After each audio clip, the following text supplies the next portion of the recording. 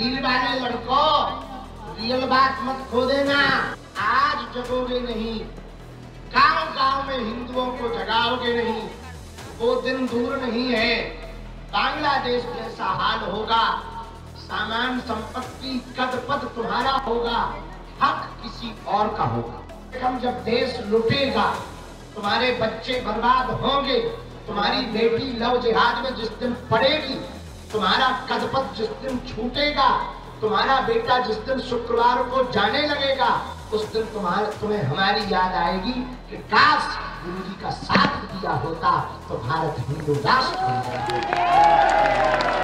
जात पात की करो विदाई, हम सब हिंदू भाई भाई, हम सब हिंदू भाई भाई, हम सब हिंदू भाई भाई। रील वाले लड़कों, रियल बात मत खो देना। आप यदि आज जगोगे नहीं, गांव गांव में हिंदुओं को जगाओगे नहीं, वो दिन दूर नहीं है। बांग्लादेश जैसा हाल होगा, सामान संपत्ति कद पद तुम्हारा होगा, हक किसी और का होगा। जिस मेवाड़ की धरती से हमारे बगल में राज परिवार अनेक बार वीर गति पाई। एक बात बताओ, इनके पूर्वज, हमारे पूर्वज, आपके पूर्वज जो विरोधियों से लड़ते थे, उनकी बुद्धि खराब थी क्या? अरे हम लोगों को सुरक्षित रखने के लिए अपने प्राणों की बाजी उन्होंने लगाई है। आपको बात समझ आई? अपनी संस्कृति को बचाने के लिए वो लड़ते थे। आज यहूदी हैं, इजराइल है, यहूदियों का देश है इजराइल। आज इजराइल लड़ रहा है, क्यों? अपनी संस्कृति को बचाने के लिए। आज फ्रांस लड़ रहा है, क्यों? अपनी संस्कृति को। इंग्लैंड में अंदर ही अंदर अब वहां के मूल निवासी लड़ रहे हैं, क्यों? अपनी संस्कृति को। हम अभी ऑस्ट्रेलिया गए, ऑस्ट्रेलिया की राजधानी है कैनबरा। कैनबरा में जैसे उतरे, वहाँ के प्रशासनिक अधिकारी और गणमान्य लोग मिले, हमारे साथ जो चेला थे उन्होंने हमको वहाँ के बारे में दिखाया। ऑस्ट्रेलिया की संसद के सामने एक तंबू लगा, अंग्रेजी में कुछ लिखा था, वीजा वीजा था। तो हमने कहा यहाँ वीजा बनते हैं क्या? पासपोर्ट में के जो मूल निवासी है, आदिवासी, वो अंग्रेज जो यहाँ पर आक्रमण करके अपना आधिपत्य जमा लिया, उनके सामने उन्होंने अपना पासपोर्ट का खुद का ऑफिस डाल रखा। हमका ऐसा कब से है? बोले कई सालों से वो लड़ रहे हैं कि पासपोर्ट हमारा तुम नहीं बना सकते, हम बनाएंगे, क्योंकि देश हमारा है, धरती हमारी।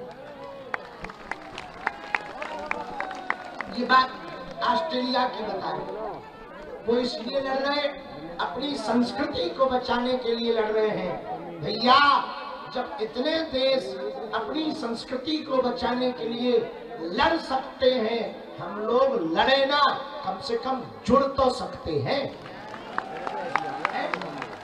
लड़ना नहीं है, पर जुड़ तो सकते हैं। ना हम इस्लाम के खिलाफ हैं, ना हम ईसाइयत के खिलाफ हैं, हम केवल हिंदुओं के पक्ष में हैं। हमारी ना मुसलमानों से बुराई है, ना ईसाइयों से बुराई है, ना उन्होंने हमारे बैल छोड़ रखे, ना हमको शौक चढ़ा है भैया, ना हमको पैदल चलने का शौक है, ना फोड़े फकोड़े पाने का शौक है, ना धूल खाने का शौक है। दिन भर में कम से कम 1 किलो खाए, रात भर खासो, हर बार कप में 8-8 ग्राम लेंगे। हमने तौली तो नहीं है, अंदाजा बता रहे। हाँ, नहाने जाओ तो वही हालत, ना नहाओ तो वही हालत,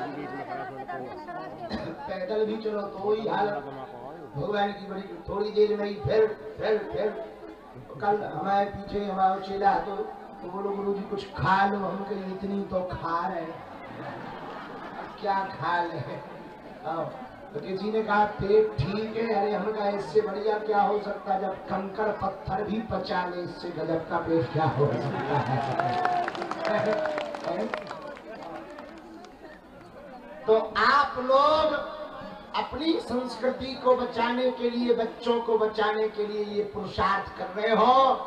हमें भरोसा है आपकी मेहनत रंग लाएगी, हिंदू जगेगा और भारत हिंदू राष्ट्र होगा। हमारे तो जब तक तन में प्राण है तब तक हम पदयात्राएं करते रहेंगे। कोई हमारे साथ चले ना चले, हमें अपने चेलों पर भरोसा है। तो हमारे चेले भी हमारे साथ छोड़ देंगे तो भी हम चलेंगे, हमें अपने गुरुजी पर भरोसा है। बाढ़ में गया अकेले जाएंगे, आदमी अकेले 4 धाम जा सकता, हम पदयात्रा नहीं कर सकते, कर लेंगे। पर कम से कम जब देश लुटेगा, तुम्हारे बच्चे बर्बाद होंगे, तुम्हारी बेटी लव जिहाद में जिस दिन पड़ेगी, तुम्हारा कदपत जिस दिन छूटेगा, तुम्हारा बेटा जिस दिन शुक्रवार को जाने लगेगा, उस दिन तुम्हें हमारी याद आएगी कि काश गुरुजी का साथ दिया होता तो भारत हिंदू राष्ट्र हो गया। हाँ, इसमें अभी समय है पर कम है, समय है पर कम है। इसलिए अपनी संस्कृति को बचाओ, हिंदुओं एक हो जाओ, जात पात की करो विदाई, हम सब हिंदू भाई भाई, हम सब हिंदू भाई भाई, हम सब हिंदू भाई भाई। अंत में कल की यादें बता दें। कल बहुत अच्छा रहा, बल्लभगढ़ में कल खूब हल्ला मचा। जहां पे दोपहर के प्रवचन होने थे, बीच में ही भीड़ ज्यादा बढ़ गई, बैरिकेडिंग टूट गया, लोगों को कोई कष्ट ना पहुंचे तो हम बीच में ही खिसक गए। बाकी पूरे रास्ता भर आनंद आया। बीच सड़क पे कई बार चाय पी, भोजन भी हुआ। कल सुबह पूज्य श्री अनिरुद्धाचार्य जी आए थे। आज भी बहुत से संत आने वाले हैं, महापुरुष आने वाले हैं। कल हमको एक खबर बहुत अच्छी मिली। एक बालक 5 साल का है, नाम तो हम भूल गए। वो 5 साल का बालक पूरी पदयात्रा में सपाटे लगाते हुए जा रहा है। 150 किलोमीटर। मैं तो उनकी रोका, उल्टा रो रहा था। हमका रो क्यों है? बोले आप रोक क्यों है? उनका बेटा आयु कितनी है? बोले 5 साल। उनका बेटा इतना कर लोगे? बोले जब आप इतना कर सकते तो हम कर लेंगे। तो हमने भी पीठ ठोक दी, कर बेटा कर कर, कर। बड़ा आगे, बड़ा अच्छा बालक है, छोटा सा बालक है। पिता पुत्र दोनों आए हैं। सपाटे लगाता है, पिता पानी पिलाता जाता है, बोतल हाथ में लिए यात्रा चली जा रही। हमको वो नजारा देखकर रोना आ गया कि बताओ कितना अच्छा बाप है, बेटा को 5 साल वाले बच्चे को यहाँ ले आया। कितना पुरुषार्थ। कोई इसलिए नहीं लाया है कि उसकी फोटो खींचेगी, इसलिए लाया है कि ये बच्चा भी सुरक्षित रहेगा और आने वाली पीढ़ी भी सुरक्षित रहेगी। ये नजारा बड़ा अभूतपूर्व था।